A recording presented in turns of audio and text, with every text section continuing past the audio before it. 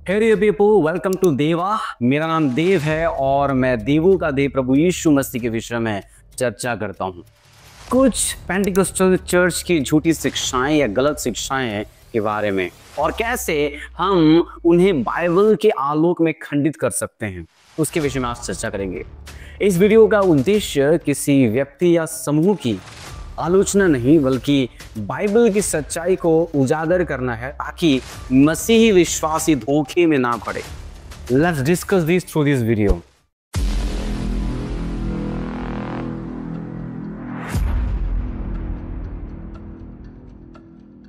जब हम Pentecostal church के बारे में चर्चा करते हैं या सोचते हैं तो उनकी शिक्षाओं में से पहला एक गलत शिक्षा ये है that speaking in tongues as a sign of salvation, अन्य भाषाओं में बोलना उद्धार का प्रमाण है।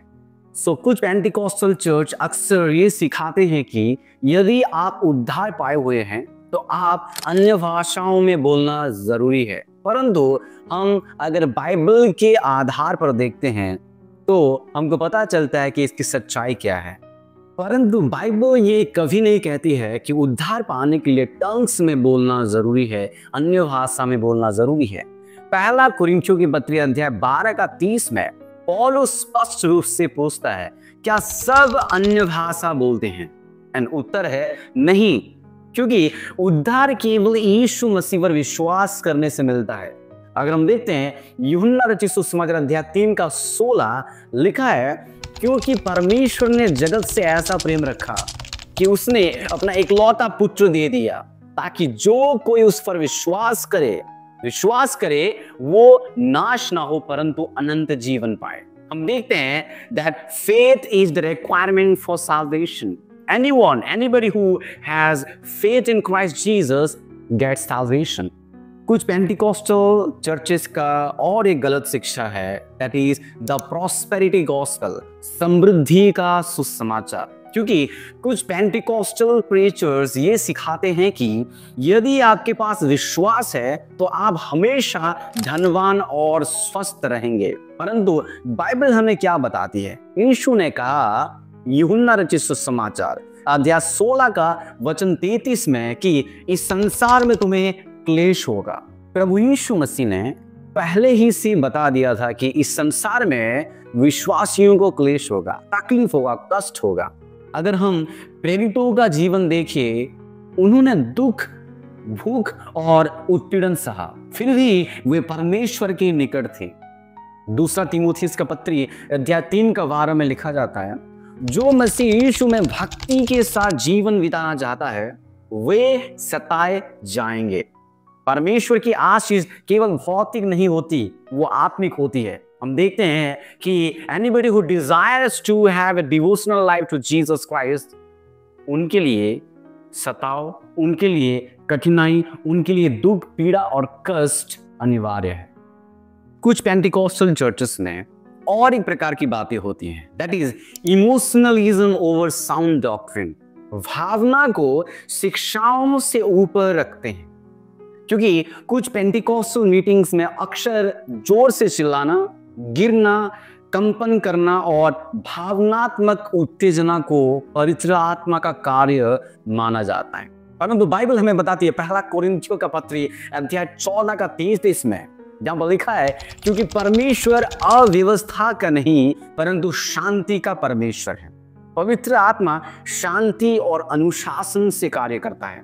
भावनाएं गलत नहीं है, लेकिन जब वे सत्य और बाइबल की शिक्षाओं को ढक देती है तो धोखा उत्पन्न होता है। Our life and worship should be in tune with the word of God, with the leading of the Holy Spirit, not with our emotions. हमारे जीवन, हमारा आराधना परमेश्वर के वचन और पवित्र आत्मा के अगुवाई से होना चाहिए, ना कि हमारा इमोशन के, ना कि हमारा फीलिंग्स के अनुसार होना चाहिए, which we find in some of the Pentecostal churches. हम चौथा एक चीज देखते हैं कि कई पेंटिकोस्टल चर्च में female pastors and female leaders बनाए जाते हैं, जो कि एक बहुत ही बड़ा टॉपिक है, मुद्दा है, और इसके बारे में हम अगले वीडियो में चर्चा करेंगे। हम देखते हैं एक पांचवा झूठी शिक्षा जो कि हम कुछ पेंटिकॉस्टल चर्च में देखने के लिए पाते हैं कि that is extra biblical revelation, Bible की बाहर से नई प्रकाशन। कुछ पेंटिकॉस्टल लीडर्स ये दावा करते हैं कि उन्हें नया प्रकाशन मिला है, वो भी बाइबल से ऊपर। परंतु परमेश्वर के वचन गलतियों के पत्री अध्याय 1 का वचन 8 में लिखा जाता है, यदि हम या स्वर्ग से कोई दूत भी उस सुसमाचार के सिवा और कोई सुसमाचार सुनाए जो हमने तुम्हें सुनाया है तो वो शापित हो। दूसरा तिमुथियुस की पत्री अध्याय 3 का वचन 16 और 17 में भी ऐसा लिखा जाता है, संपूर्ण पवित्र शास्त्र परमेश्वर की प्रेरणा से रचा गया है ताकि मनुष्य संपूर्ण और हर भले काम के लिए तैयार हो। बाइबल पूर्ण है, हमें किसी नए प्रकाशन की आवश्यकता नहीं। There is no new revelation apart from the Bible. हमें बाइबल के वचनों को, सत्य को, तथ्यों को समझने के लिए परमेश्वर की आत्मा की तरफ से इल्यूमिनेशन मिलता है, रोशनी मिलता है, अगुवाई मिलता है, परंतु नया प्रकाशन नहीं मिलता, क्योंकि बाइबल खुद में एक पूर्ण प्रकाशन है। And there is no new revelation apart from the Bible. So dear people, मसीही विश्वास भावनाओं, चमत्कारों या अनुभवों पर आधारित नहीं होता, बल्कि परमेश्वर के अटल वचन पर आधारित होता है। यीशु ने कहा यूहन्ना रचित सुसमाचार अध्याय 8 का 31 और 32 में, यदि तुम मेरे वचन में बने रहो तो वास्तव में मेरे चेले होंगे और तुम सत्य को जानोगे और सत्य तुम्हें स्वतंत्र करेगा। आइए हम बाइबल को अपने विश्वास का आधार बनाएं, ना कि किसी मनुष्य की शिक्षाओं या अनुभवों को। अभी मैंने जो भी गलत शिक्षाएं के बारे में बताया है, ये हर एक पेंटिकॉस्टल चर्चेस में पाया नहीं जाता है, परंतु कुछ पेंटिकॉस्टल चर्च में इस प्रकार की गलत शिक्षा दी जाती है। सो हम ऐसी गलत शिक्षाओं से बचने के लिए क्या करें? बाइबल पढ़ें, प्रार्थना करें कि पवित्र आत्मा आपको सच्चाई में मार्गदर्शन करे। यदि ये वीडियो आपके लिए यूजफुल रहा तो कृपया इसे शेयर करें और सच्चाई फैलाने में सहायता करें। Thank you so much for watching. God bless you. See you soon, people.